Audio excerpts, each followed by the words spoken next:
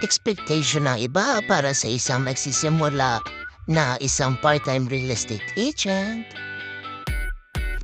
Pa-picture-picture lang yan. Paturo-turo kunwari. Pa-tripping-tripping. Pa-attend-attend ng seminar.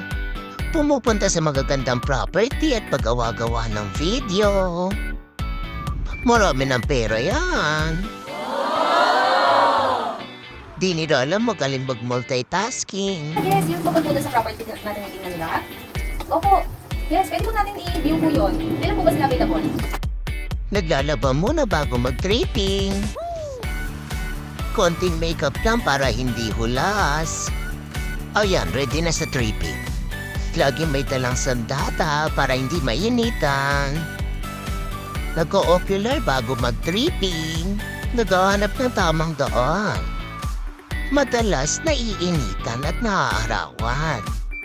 Kapag sarado ang opisina at walang susi ang hotel house, pasilip-silip sa bintana. Diskarte. At pag-uwi, i-check agad ang SOCMED baka may inquiries.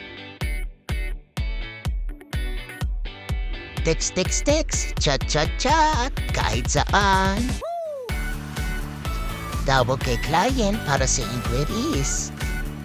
At di kakalimutang mag-aral, research, para maraming alam.